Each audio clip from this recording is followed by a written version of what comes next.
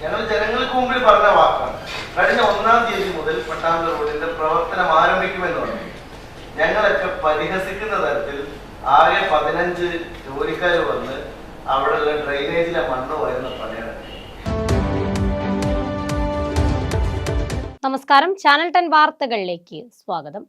പുലാമന്തോൾ നിലമ്പൂർ സംസ്ഥാന പാതയുടെ നവീകരണ പ്രവർത്തനങ്ങളിൽ അലംഭാവം കാണിക്കുന്ന കരാർ കമ്പനിക്കെതിരെ പ്രത്യക്ഷ സമരത്തിനൊരുങ്ങുമെന്ന് നജീബ് കാന്തപുരം MLAയുടെ നേതൃത്വത്തിലുള്ള സമരസമിതി നേതാക്കൾ. ആദ്യഘട്ടമെന്ന നിലയിൽ സെപ്റ്റംബർ 24-ന് കട്ടുപാറ പാലം ജംഗ്ഷനിൽ ജനകീയ റോഡുപരോധ സമരം സംഘടിപ്പിക്കുമെന്ന് സമരസമിതി ഭാരവാഹികൾ വാർത്താ സമ്മേളനത്തിൽ അറിയിച്ചു. ഇതേതെങ്കിലും തരത്തിലുള്ള ഒരു പ്രശ്നപരിഹാരം തന്നെ ഉണ്ടാവണമെന്നുള്ളത്. കാരണം നമുക്കൊരു ബ്ലെയിമിംഗ് പൊളിറ്റിക്സിനപ്പുറത്ത് ഇതിനകത്ത് ഒരു ശാശ്വതമായി പ്രശ്നം തീരണം. ഇവിടെയുള്ള വിഷയം ഈ കോൺട്രാക്ടിങ് കമ്പനിയാണ് ഒന്നാമത്തെ.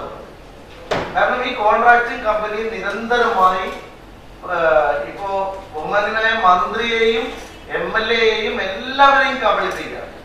അപ്പൊ ഇത്തരത്തിലുള്ള ഒരു കബളിപ്പിക്കലുമായിട്ട് അവർ മുന്നോട്ട് പോകുമ്പോൾ ഉദ്യോഗസ്ഥന്മാർ KSTP ഇക്കാര്യത്തിൽ വലിയ വീഴ്ച വരുത്തുന്നു.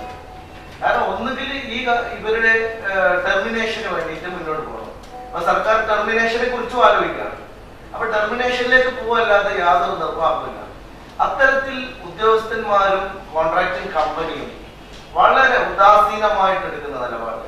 അപ്പൊ അവര് പലപ്പോഴും പറഞ്ഞത് സാമ്പത്തികമായിട്ട് ഫണ്ട് കിട്ടാത്തത് കൊണ്ട് മാത്രമാണ്. ഇപ്പൊ ഫണ്ട് കിട്ടാത്തത് മാത്രമല്ല, അവർക്ക് ഈ ഇൻഫ്രാസ്ട്രക്ചറേ ഇല്ല.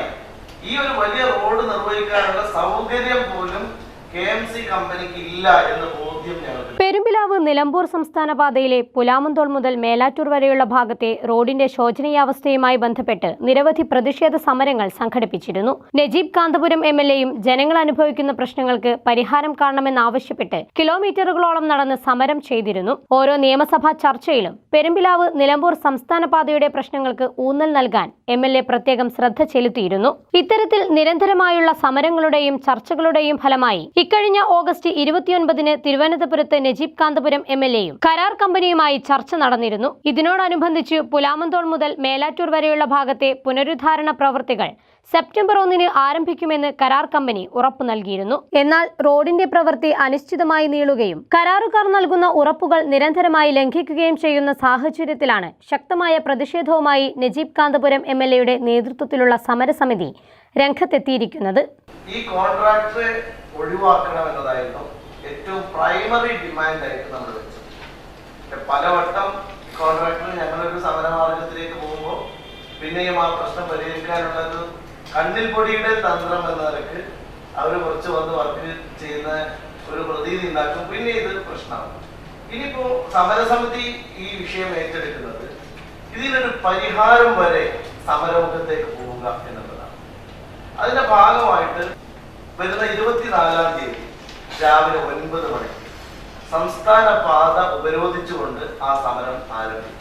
സമരം ശക്തമാക്കാനുള്ള തീരുമാനത്തിലാണ് സമരസമിതി. ഇതിനോടനുബന്ധിച്ച് ആദ്യഘട്ടമെന്ന നിലയിൽ സെപ്റ്റംബർ 24-ന് രാവിലെ കട്ടുപാറ പാലം ജംഗ്ഷനിൽ സംസ്ഥാന പാതയിൽ സമരസമിതി ജനകീയ റോഡ് ഉപരോധ സമരം സംഘടിപ്പിക്കും. സെപ്റ്റംബർ 30-നകം ടാറിംഗ് പ്രവൃത്തികൾ ആരംഭിച്ചില്ലെങ്കിൽ പ്രവൃത്തി നിർവഹണ വിഭാഗമായ KSTPയുടെ കുറ്റിപ്പുറത്തെയും തിരുവനന്തപുരത്തെയും ഓഫീസുകൾക്ക് മുൻപിൽ അനിശ്ചിതകാല സമരം സംഘടിപ്പിക്കുമെന്നും സമരസമിതി നേതാക്കൾ മലപ്പുറത്ത് വിളിച്ചു ചേർത്ത വാർത്താ സമ്മേളനത്തിൽ പറഞ്ഞു. പുലാമന്തോൾ മുതൽ മേലാറ്റൂർ വരെയുള്ള ഭാഗത്തെ റോഡ് പ്രവൃത്തി 2021 ജനുവരി 20-നാണ് ആരംഭിച്ചത്. റീബിൽഡ് കേരള ഇനീഷ്യേറ്റീവ് പദ്ധതിയിൽ ഉൾപ്പെടുത്തി ഈ റോഡിന്റെ നവീകരണ പ്രവർത്തികൾക്കായി 144 കോടി രൂപ അനുവദിക്കുകയും 2020 സെപ്റ്റംബർ 20-ന് മുഖ്യമന്ത്രി പിണറായി വിജയൻ റോഡിന്റെ നവീകരണ പ്രവൃത്തി ഉദ്ഘാടനം നിർവഹിക്കുകയും ചെയ്തിരുന്നു. നാളിതുവരെയായിട്ടും 50% പ്രവൃത്തി പോലും പൂർത്തീകരിക്കാൻ കരാറെടുത്ത കമ്പനിക്ക് സാധിച്ചിട്ടില്ല.